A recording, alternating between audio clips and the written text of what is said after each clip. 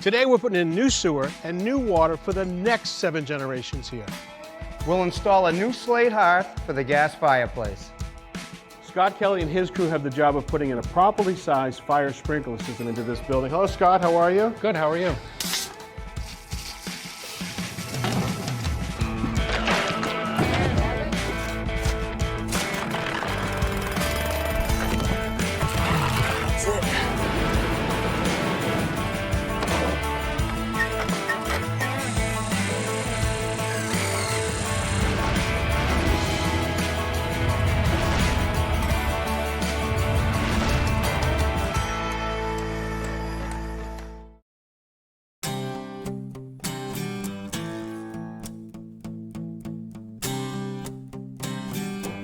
Hey there, I'm Kevin O'Connor and welcome back to This Old House and to our Saratoga project where you can see we are making some good progress. The sheetrockers have been working all the way from the first floor up here to the third and right up to that beautiful new skylight that's going to wash this central staircase in sunlight. Now if you recall, the third floor was, well, it was quaint at best. It had a whole bunch of different levels, it had low ceiling height, and it was dark. But now, thanks to a new truss system and a lot of framing, everything has changed. Our doghouse dormers are bigger. They're gonna fill this space with light. We've got some big, high ceiling height right here, so the living space is very comfortable. We've got a laundry room, a utility room. We've got a bedroom up front here. We've got another bedroom up front here, and then back here, we got ourselves a full bathroom. Great living space up here on the third floor, but that triggered some code changes. For example, we had to add a sprinkler system, and Richard had to deal with that, and he's also out front right now dealing with other things. Hey, Richard. Hey Kev. Big day today. We're gonna dig up the street. Okay. So there's an old water line that was right here, went into the corner of the building, it was all galvanized and lead, and you can see the shutoff valve right here. Now we could have just dug up from here in, but there's a brand new sidewalk right there. We didn't want to touch that. And we have a new sewer line going into the building. So the existing sewer line was a mess and needed to be replaced. Well, now our street's a mess. Look at all this industry. Absolutely, it's quite a, we just started this little hole, right? So here's our manhole right here, you can see, and the sewer line runs this way down the middle of the street. So now we had to figure out the place to drill with a diamond bit into the side of the manhole and run back the drain line. It has to come with pitch, and so we took a laser level and figured out that from this point, the starting point here this way, could we get and run it above, here's an existing gas line and here's an old gas line. Oh yeah. It turned out that we could actually, so that made it a lot easier not having to go extra deep. Okay. So the drain line's pretty straightforward, okay? It works its way back this way. The water, here's the second trench. Now by code it wants to be about 10 feet away from the sewer line. Keep the potable water away from sewer. Correct. Makes sense. Right, and so there was an existing water main here as well, and here it is, look at this. So underneath the ground, unknown to anybody, this is lead. Look at that, huh? Here's the lead joint that adapted onto galvanized steel. So that's an old system we're looking at. You can see down here. Wait, so is that the gas line, Right. an old gas line? Right, so now you can clearly see that if we had to, we would have had to go below those, but we didn't, for the drain line, we didn't have to. So look at, here is our 4-inch water main down here, and there's the existing tapping. That's what this was attached to? Correct, it used to feed to the building. It came all the way back here to a shutoff right at the curb. Okay. So we can tie onto that one, and end of story. That's enough water supply for the house. But we discovered that you had to have a second water supply in order for the fire protection system for the third floor. We saw those sprinklers just a second ago. So there's no tapping here. So for that, we're going to have to do a thing called a wet tap. We're going to cut into this 4-inch line under pressure. I'm all in. What could go wrong? Jared Delaney is the courageous soul of the DPW here in Saratoga. All right. Take us through this amazing tool. So it's a Mueller B101 tapping machine. It's been around since the 1860s. What? It allows us to do taps under pressure, wet taps, hot taps, however you want to call it. Yeah. And what it does is I'll chain this chamber to the cast iron main. Then I'll screw the shaft down here, which has this 2-in-1 bit, which will drill and tap the main with threads in order to insert this corporation into the main. And that's the thread that you're trying to marry right there. That's the threads that'll So the match same there. tool will be able to do both. But as soon as you drill that, that water wants to shoot up. Right. So this will be on here. Yeah. Oh. As soon as I'm done drilling and tapping. So you're sealed here. Sealed here. Water's not coming out. Correct. After we're drilled and tapped, The water pressure is going to want to push this out. Then this is a valve. I shut the valve, which allows me to take this back off. No kidding. Oh, look at that. Open and close that, and when it's closed, you got no water coming out. Been working for over 100 years. Yeah. Why bother changing That's it? right. Yep. All You right. ready to go? I'm ready. All right, get your rain hat.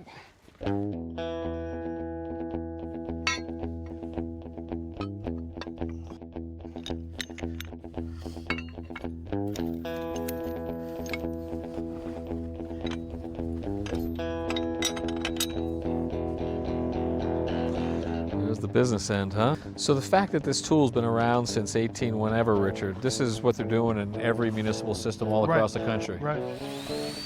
I hope the inventor's still making a little money on it. So now he's backing it off, Richard? Yeah, Oh yeah, so if that wasn't clamped down on there right now, you'd have water flying everywhere. just 50 pounds of pressure. Yeah, but here we are not seeing a drop. This is the shut-off valve. Those threads are going to screw into the threads I just cut in the main. So all the water pressure's on this side. It won't allow me to open this gate because of the water pressure. So if I bypass this, it's going to allow water up through here, through this bypass, into the side of the chamber, and it just equalized, Yep. allowing me to open that gate. So that's 50 pounds of water pressure he's pushing Yeah, against. yeah, but he's a big, strong man.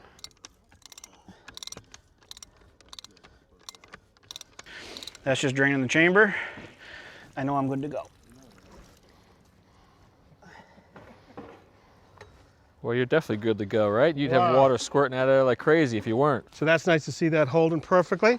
So we've got copper lines to run. We're going to use heavy gauge, they call type K copper, and it'll come right here. Now at the curb itself, there'll be shutoff valves like this down below grade where it can't freeze. Okay. And then off the top of that will be this extension. They'll come up to this sidewalk curb shutoff right here. That'll accept a wrench that'll go down to be able to turn it off remotely. So this is always in a place where it won't freeze, but you'll have And access I'll to show you it up stability. top. And there's two of them. One for the water coming in, and the second one for the fire protection system. And I learned a lot about them a couple weeks ago. Not every home in America needs or gets a residential fire sprinkler system. But on this project, as soon as they activated the third floor as living space, it now forced a code requirement either to have special means of egress from the third floor or a residential sprinkler system. But the egress wasn't that simple, so it's a sprinkler.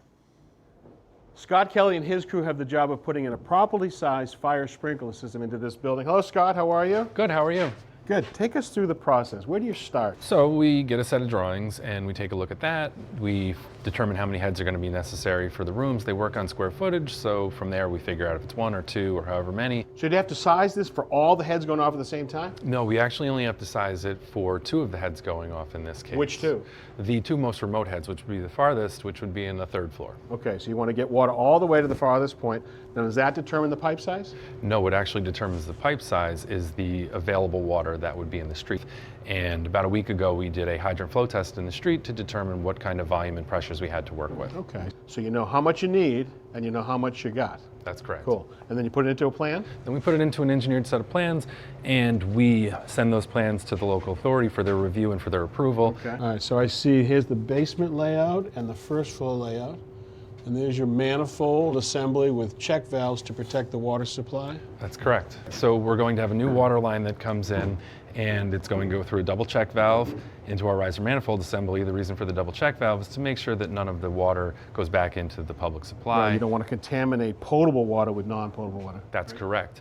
And this is our manifold assembly. Water will come in here. So there's a little flapper right in here, and if a head were to go off, that flapper would engage the alarm, letting the fire department know. That's a good thing.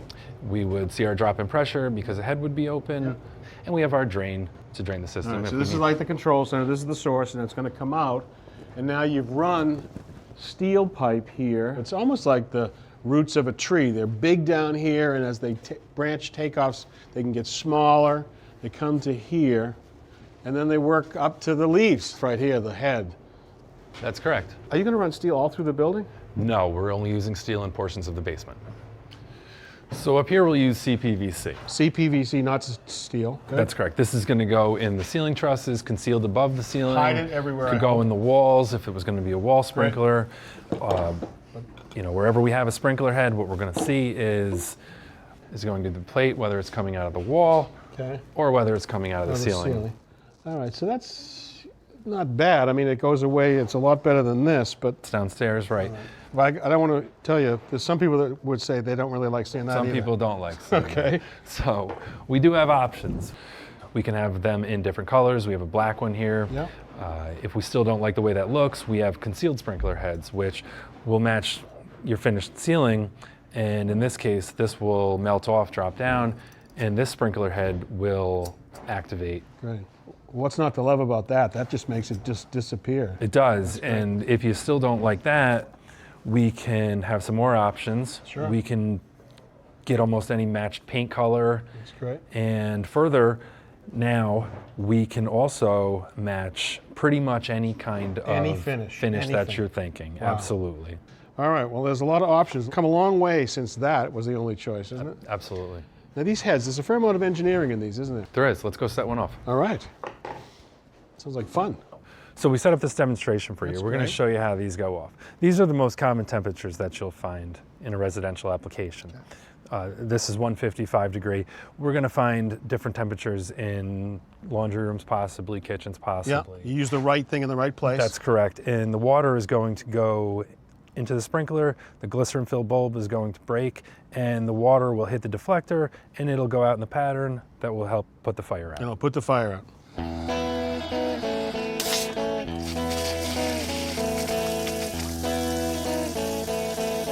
All right, well, that is cool. I hope we never have to see it in real life, but I want to thank you for Thank you sharing it very with much. us. All right.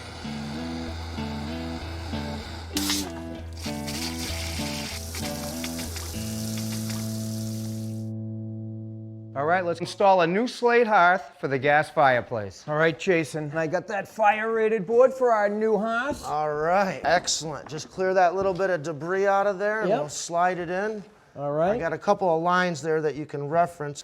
How do you Okay. feel about this gas insert fireplace? So you know I'm a traditional guy, and if we were to do a traditional fireplace, Oh, boy. a lot of work, right? A lot of money too. I'd have to cut all this out.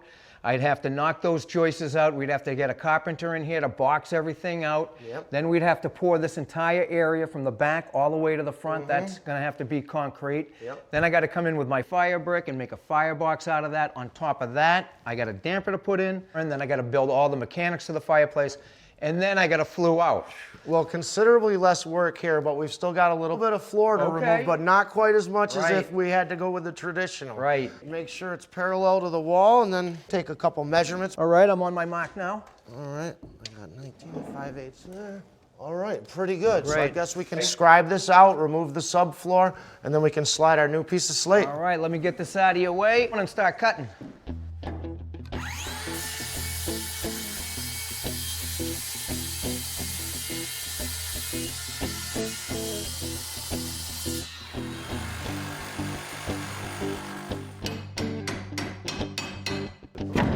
Popped it right out. That's good.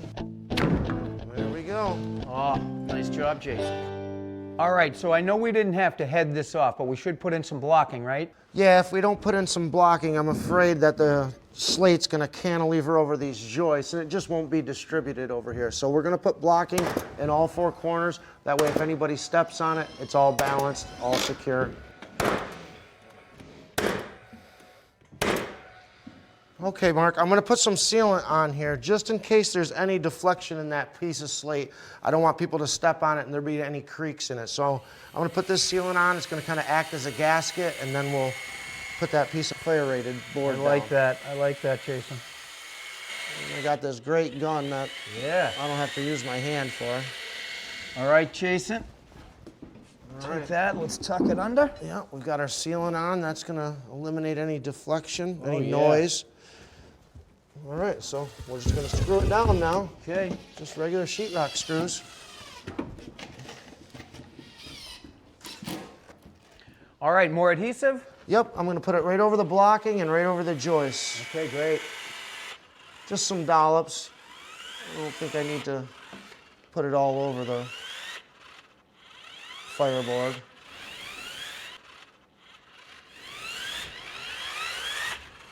Let's get the slate. All right. Gotta love these suction cups. Oh, they're a game changer. Roll in. All right, little slide in. How you doing? I'm doing great. All right, let's lower on down. All right, I'm on my mark. Me So too. we're looking good, but let's throw the level on it. All right, let's check this way. All right. All right, Jason, Good. perfect again. Great. All right, but the most important thing is, is this has to plane out with the That's floor. right. That's right. And that's why we chose this company, because they're one of the few companies that can actually mill that slate to within a 1/16 of an inch. Look at that. Well, I'll Planes tell you right that through. they did a Right. heck of a job. Doesn't get any more perfect than that. Yeah, I think the customer's going to be happy. It came out great.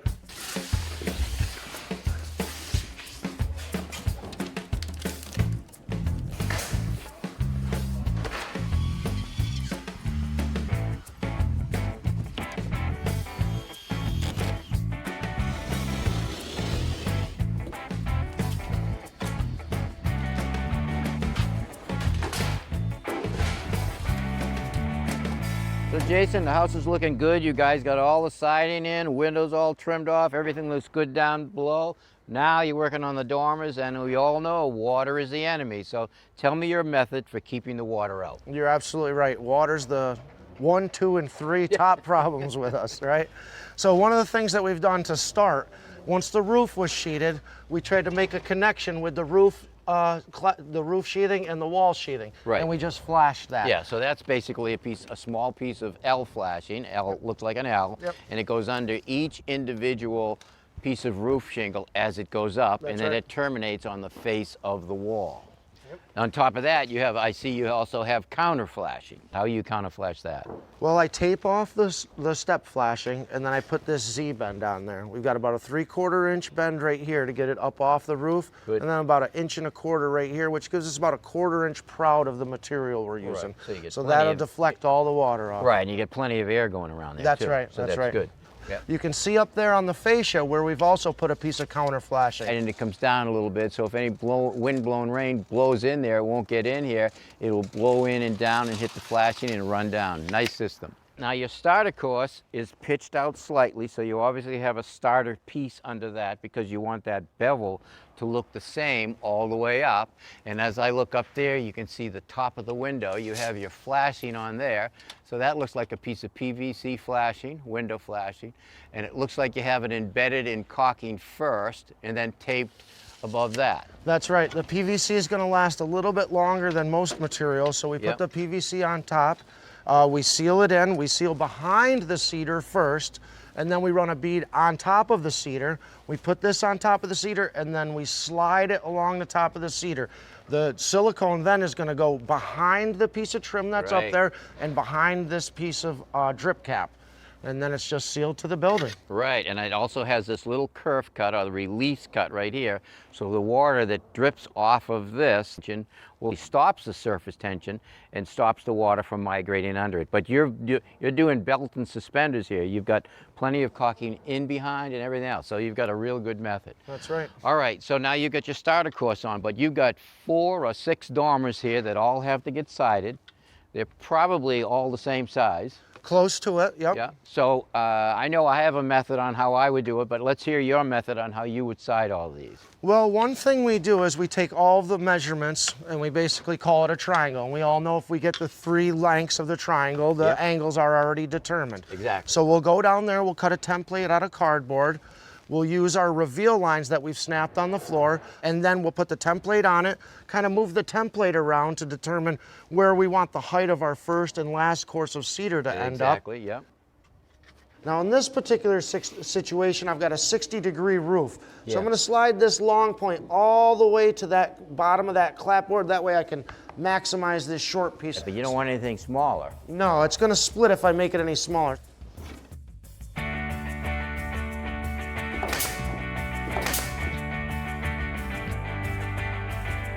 All right, so what I'm going to do is just tack these down with some 3/4 inch pin nails. These will pull out real easily for us. And this goes pretty quick, a lot quicker than it would be if we were up on the roof right now. So right there, the top of the line. There you go, make sure it's lined up. And just throw a couple nails in there. The other great thing about this is I've got 8 dormers to do, so I can blast them all off like an assembly line down here.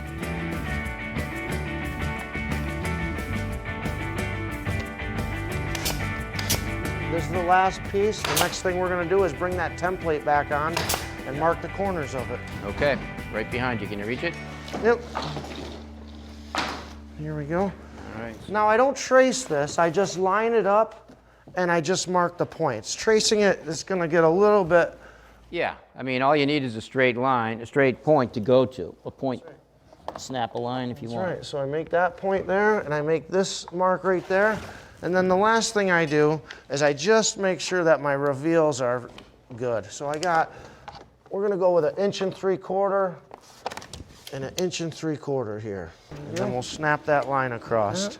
You good down there? I'm good. All right, boom. Now we'll do the long one. Yep, now we pop the long one.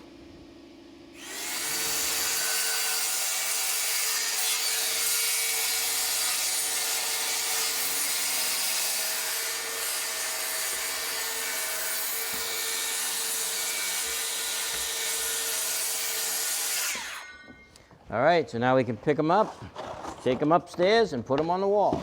Save these for our next dormer. Yep. I've pre-drilled this small triangle to make sure it doesn't split.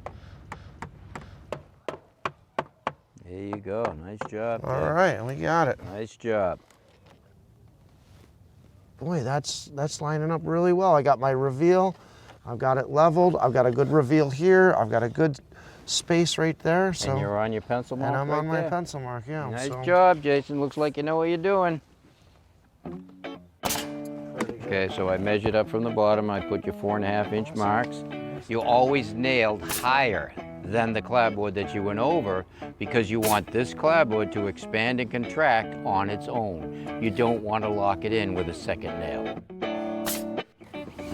All right, so the last piece, this is for the top here, and I also like the fact that you primed any cuts that are made. And that's good to keep the water out so it doesn't soak it up. All right, Jason, only 7 more sides to go, but it's looking good. All right, so what do you got for us next time? We're gonna move on to interior trim. That's exciting. All right, till next time, I'm Tom Silva And I'm Jason Whitbeck. for This Old House. Really coming along great, huh? This does save a lot of time. Next time on This Old House, You want to see some irrigation magic? We're going to run these water lines without lifting a shovel. So Brandon's attaching a stabilizer to control the rod to keep it flat as it goes through. We don't want it to poke up out of the top or drive deeper. Third floor laundry room gets a custom drain system to protect the house from a catastrophic leak. And our wide plank flooring goes down and it's an engineered white oak.